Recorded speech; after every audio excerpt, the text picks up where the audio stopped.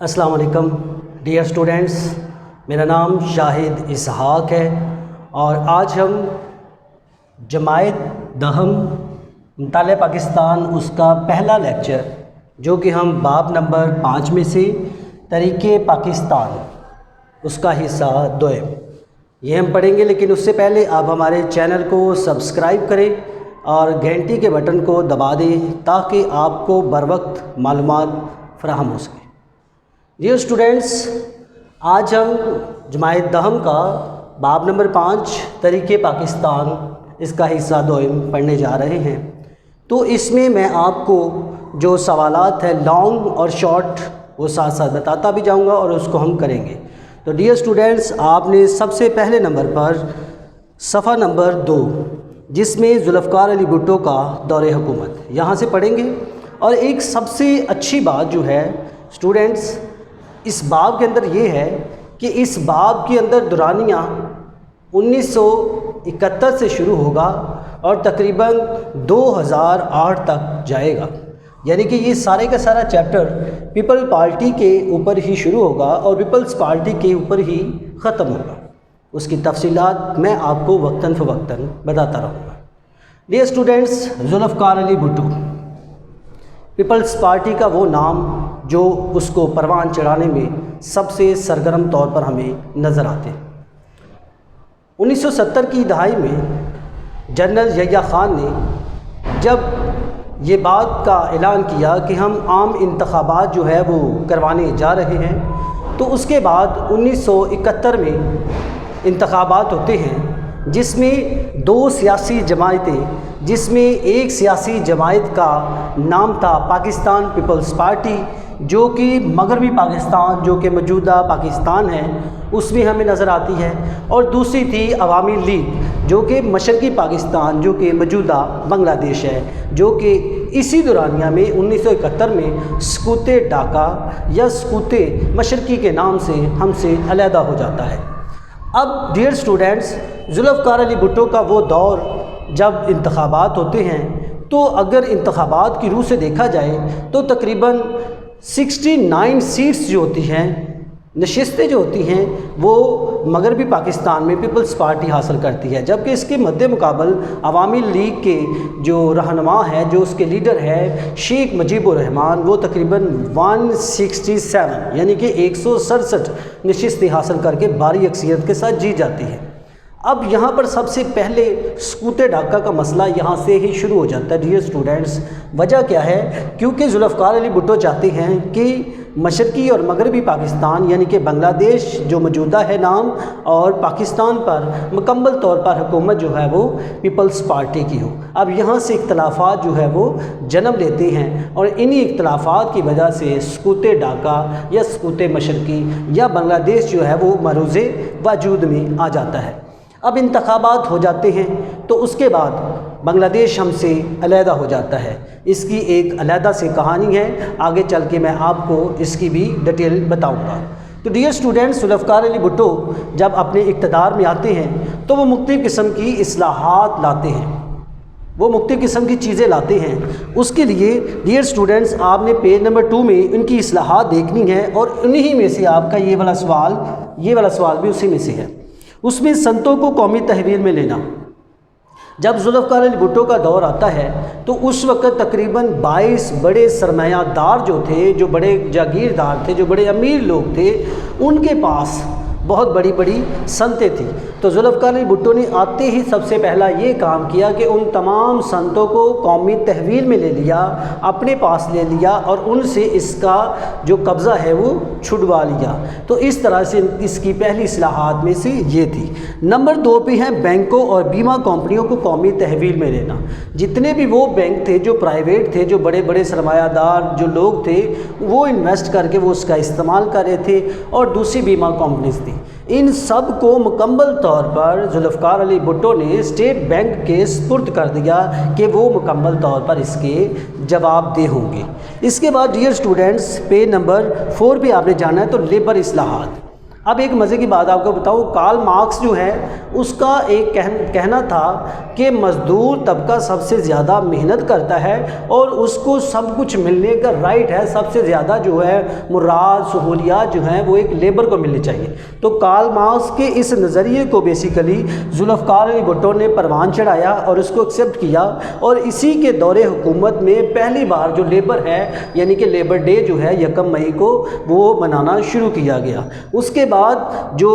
Labours تھے ان کی duty کا دورانیہ جو تھا وہ 54 گھنٹے سے کم کر کے 48 گھنٹے کیا گیا۔ اگر وہ اوور ٹائم کر رہے ہیں یعنی کہ اپنی ڈیوٹی سے دورانیہ زیادہ کر رہے ہیں کام، تو ان کے اوپر نربھر ہے مزدور کہ اگر وہ کرنا چاہیں، اگر وہ کرتے ہیں تو اس کا ان کو علیحدہ سے معاوضہ دیا جانا چاہیے۔ اس کے بعد آپ EBO سنتے ہیں، اس کے بعد پینشن کا سسٹم سنتے ہیں، جو بھی یہ چیزیں آپ سنتے ہیں عام روٹین میں، یہ جہاں پہ آپ جاب کرتے ہیں وہاں پر آپ کے پراویڈنٹ فنڈ کی صورت میں جو پیسہ سیو ہوتا ہے، وہ عمل بھی بیسیکلی ذوالفقار علی بھٹو کے دور میں مزدوروں کے لیے شروع ہوا۔ اس کے بعد اگر ان کے ادارے میں کوئی مزدور کام کر رہا ہے، کوئی ملازم کام کر رہا ہے، تو اس کا بیٹا یا بیٹی کم از کم ایک بچے کا خرچہ تعلیم کا مکمل طور پر وہ ادارہ اٹھائے گا۔ تو اس طرح سے مزدوروں کے لیے ذوالفقار علی بھٹو نے بہت سارے کام کیے۔ اس کے بعد ڈیئر اسٹوڈنٹس، زرعی اصلاحات۔ اب بیسیکلی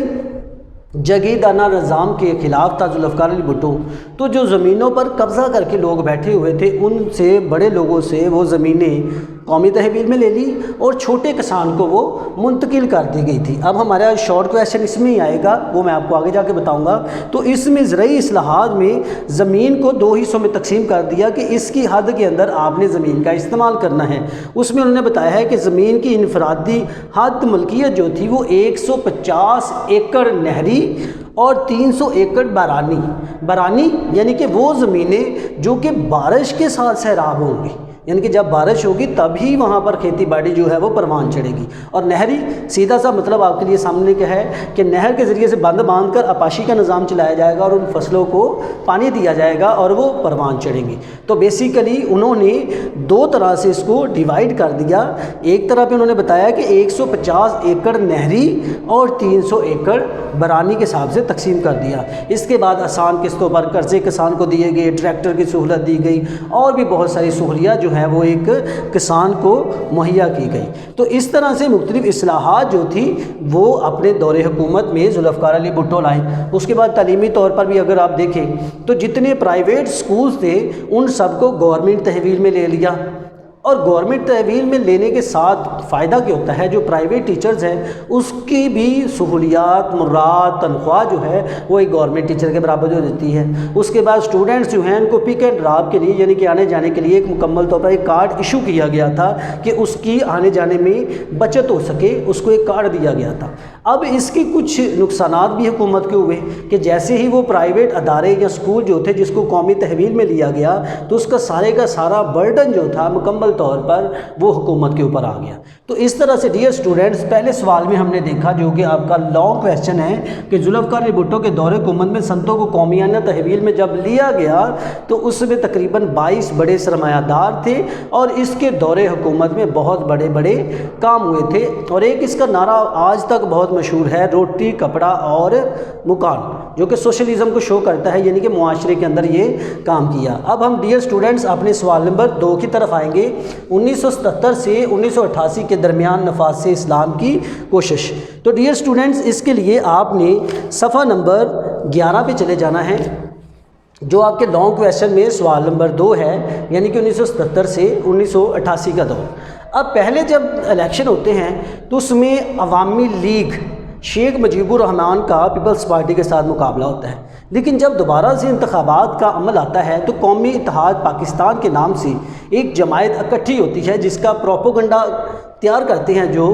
بیسیکلی پیپلز پارٹی یعنی کہ ذوالفقار علی بھٹو کے خلاف، اور اس میں تمام جو دوسری جماعتیں ہیں وہ سارے مل جاتی ہیں۔ لیکن بدقسمتی سے ہوتا گیا ہے کہ ایک بار دوبارہ سے پیپلز پارٹی جو ہے وہ جیت جاتی ہے، دوبارہ سے ایک بار جیت جاتی ہے۔ اب ڈیئر اسٹوڈنٹس جیتنے کے بعد جو ذوالفقار علی بھٹو ہیں وہ بیسیکلی ٹیبل ٹاک یعنی کہ بیٹھ کر بات کرنے کی دعوت دیتے ہیں پاکستان قومی اتحاد کو، جس کے بانی ہوتے ہیں اس وقت مولانا مفتی محمود۔ لیکن جب یہ کام ہونے لگتا ہے اسی دوران میں اکتوبر 1977 میں جنرل ضیاء الحق جو ہے وہ مارشل لا نافذ کر دیتے ہیں۔ اب مارشل لا عام الفاظ میں آپ کے لیے ڈیئر اسٹوڈنٹس یہ ہے ایسی حکومت جو فوج کی ہو، جس کا مطلب یہ ہے کہ فوج اس حکومت میں قابض ہو اور وہ سارے اختیارات اس کے پاس ہوں۔ اب 1977 سے لے کر 1988 تک کا دورانیہ جنرل ضیاء الحق کا تھا، اور وہ مکمل طور پر اسلام کو نافذ کرنا چاہتا تھا پاکستان کے اندر۔ تو ان کے نفاذ کے دوران ہم کچھ چیزیں دیکھیں گے، وہ بھی میں پوائنٹ آپ سب کو ساتھ ساتھ بتاتا جاتا ہوں۔ نمبر 1 پر تھا شرعی عدالتوں کا قیام۔ ضیاء الحق جو تھے وہ اپنے پاس سے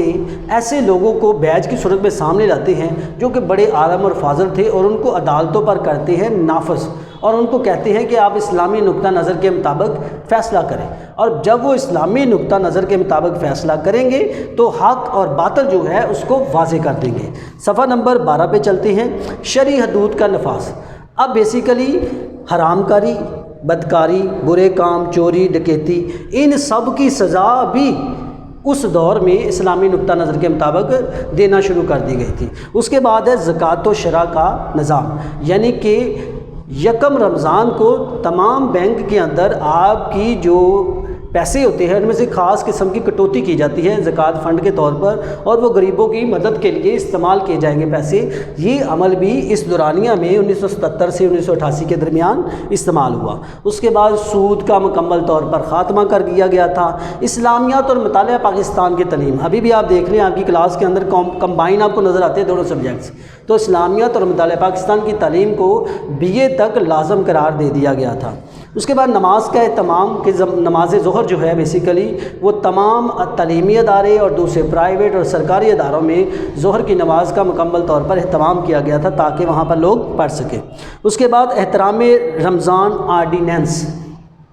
یہ ایسا آرڈیننس ہے ڈیئر اسٹوڈنٹس جس میں اگر آپ رمضان کے اندر احترام نہیں کریں گے تو 3 ماہ کی سزا اور 500 روپیہ جرمانہ ہوگا۔ اس کے بعد دینی مدارس کے ایک جو حافظ ہے اس کی تعلیم کو ایک MA پاس